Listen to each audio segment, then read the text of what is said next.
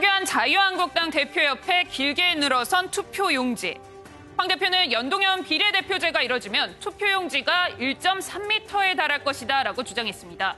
그동안 투표용지가 가장 짧았던 것은 21개 정당이 나왔던 20대 총선 당시 33cm였는데 연동형 비례대표제가 통과되면 군소정당이 100개가 넘을 수 있다는 겁니다.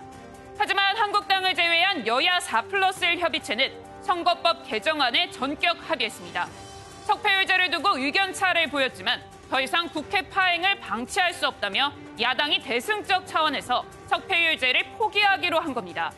이에 따라 문희상 국회의장은 본회의 개최를 강행하겠다고 밝혔지만 한국당이 강력 반발하면서 난항을 겪고 있습니다. 김근희의 프레스콕, 국회 본회의 개최를 위한 결단입니다. 네, 패스트트랙에 올라와 있는 선거법 개정안 그리고 공수처법 등 여러 현안에 대해서 4+1, 한국당을 제외한 여야 4+1 협의체가 합의안을 도출했습니다. 이제 본회의 상정을 앞두고 있는 상황입니다. 김근희 기자, 원래는 3시에 상정한다고 그랬었잖아요. 근데 지금 아직 4시 반이 다 돼가는데 아직 올리지 않은 거죠? 그렇습니다. 네. 우선은 이 본회의를 올리게 되면 사실은 이 정족수로 봤을 때는 예산안 처리처럼 한국당을 제외하고 처리하는 것이 불가능한 것은 아닙니다만 일단 선거법 같은 경우에는 게임의 룰을 정하는 것이기 때문에 문희상 국회의장이나 여당 입장으로서도 막판까지 야당, 그러니까 자유한국당과 어떻게든 협의해보려는 움직임이 있는 것으로 보입니다. 하지만 현재 한국당으로서는 받아들일 수 없다라는 입장이 강경하기 때문에 지금 국회 일각에서는 오후 6시 이야기까지도 나오고 있고요. 이와 관련해서 만약에 한국당에서 계속 반발하게 될 경우에는 국회 본회의가 상정됐을 때 안으로 들어가면서 또 한번 국회에서 충돌 사태가 벌어질 수 있다. 이런 우려도 나오고 있습니다. 애초에는 야3당이 석패율제를 강하게 반대하는 민주당 의견을 끝까지 수용하지 않을 것이다. 그래서 합의가 어려울 것이다. 이런 주장도 있었습니다만 야3당이 석패율제를 포기하면서 극적으로 여야 4+1 합의체가 협의안을 만들었습니다. 김태일 기자, 자유한국당으로서는 글쎄요, 예상했던 걸까요? 아니면 허를 찔린 걸까요? 앞으로 대응책은 뭡니까? 일단 자유한국당 입장에서는 이 석패율제 관련해서는 아마 생각은 못했을 겁니다. 아마 그 지금 소수 야당 플러스 이제 민주당을 뺀 세 야당이 이 석패율제에 대해서 상당히 관심이 많았기 때문에 이것을 포기할 거라는 생각은 못했을 거고요. 근데 이제 앞으로 지금 이제 선거법을 이제 처리를 하면서 가장 지금 중요하게 생각하는 게 연동형 비례대표 아닙니까? 이 부분에 대해서 지금 연동형 비례대표 자체를 무력화시키겠다 나오는 게 비례한국당 창당입니다. 그러니까 비례대표만으로 당을 이제 운영하겠다는 거죠.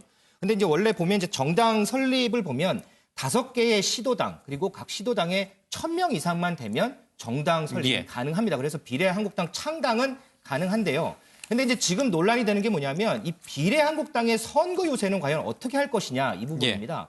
이 공직선거법을 보면 다른 정당이나 이 선거구가 같은 다른 후보자를 위한 선거운동을 할 수 없다 이렇게 규정을 하고 있거든요. 이것 보면 한국당의 이제 지역구 출마 후보자 그리고 선거운동 관계자가 비례한국당 지지할 수 있는 이런 건 할 수가 없는 그런 상황이죠. 그런데 이제 한국당 의원 중에 비례한국당으로 넘어가는 의원들은 선거운동이 좀 가능합니다. 그렇기 때문에 지금 불출마를 선언을 했거나 현재 비례대표 의원들 중에 이름 있는 의원들을 비례한국당으로 당적으로 옮겨서 이렇게 좀 지지를 호소하는 이런 방안도 좀 검토를 하고 있습니다. 수많은 위성정당, 비례정당들을 만들어서 연동형 비례대표제에 대비하겠다. 이게 자유한국당이 아마 속내인 것 같습니다. 그렇게 될 경우는 우리 정치권이 정말 그야말로 난장판이 되겠죠. 이런 비판도 감수할 수 있을 것인지 좀 봐야겠습니다. 자유한국당이 이렇게 자꾸 강경한 모습으로 가는 것, 장애투쟁가는 황교안 대표 지도부에 대한 당내 내부에서의 반발, 불편한 기류도 상당히 많이 있는 것 같아요. 네, 그동안 저희가 이제 전해드리기도 했는데요. 이 한국당 핵심 당직자가 제1야당의 총선 전략이 도대체 뭔지 모르겠다 이런 비판의 목소리를 냈습니다. SNS에 직접 글을 올린 건데요. 계속되는 장외 집회로 진정 지지율을 올리고 나라를 바로잡고 총선을 승리할 수 있다고 믿었던 거냐. 극우화된 모습만으로 한 표라도 가지고 올 수 있단 말이냐 이런 얘기를 올렸습니다. 그러면서 당이 검찰처럼 굴러간다 이런 얘기도 했는데요. 황 대표를 정점으로 당이 수직적으로 운영되는 의미에서 이런 비유를 쓴 것으로 보입니다. 이 똘똘 뭉쳐야 할 이 총선 시점에 당직자가 이 당대표를 정면으로 비판하는 글을 올린 건 그만큼 이제 내부 비판의 목소리가 크다는 것으로 보이는 대목이기도 합니다. 오늘 홍준표 전 대표 이재호 상임고문이 새로운 단체, 정당 조직을 만든 건가요? 이름이 국민통합연대인데요. 그렇습니다. 친이 비박계 보수 인사들이 예. 모여서 창당을 한 것으로 알려졌는데 국민통합연대를 발족한 예. 것으로 알려졌는데요. 이 자리에서 이 홍준표 전 대표는 황교안 대표를 향해서 강한 비판의 목소리를 쏟아냈습니다. 어떤 이야기 있었는지 직접 들어보겠습니다. 넘어 국민 통합을 이루고 자유 대한민국을 수호하고 국가는 정의롭고 사회는 공평하며 국민은 행복한 어느 날 그 하나님의 성령의 충동을 받게 됐습니다. 대한민국 망한다. 대한민국 망한다. 그런 그래서 악담 하지 말아요. 듣게 계세요. 가만히 계세요. 나는 내 체험을 말하는 거예요. 잠시만요. 나가. 당신 나가. 장내에서 소란을 피우지 마십시오. 잠시만 장내 밖으로 잠시 나가 주십시오.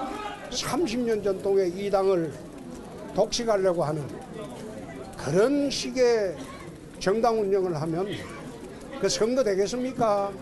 사장을 하던 사람이 갑자기 머리에 띠를 메고 노조위원장 한다고 해서 국민들에게 감동이 가겠느냐? 예. 네, 들으신 것처럼 홍준표 전 대표는 이 사장을 하던 사람이 갑자기 머리에 띠를 두르고 노조위원장을 한다고 예. 해서 과연 국민들에게 감동을 줄 수 있겠냐 이렇게 비판했습니다. 근데 유호정 기자, 보니까 정광훈 목사가 뭐 얘기하는데 굉장히 좀 이렇게 누가 항의하는 모습이 있었어요. 어떤 상황인 거예요? 네, 이 전 목사가 이 종교 집회인지 정부 규탄 대회인지 예. 이제 잘 모르겠는 이런 성격의 집회에서 계속 정치적 발언을 이어가고 있는 상황이죠. 예. 그리고 황 대표와의 만남도 이제 계속 포착이 되면서 황 대표에게 정치적인 조언을 하는 것 아니냐 이런 얘기도 나오던 상황입니다.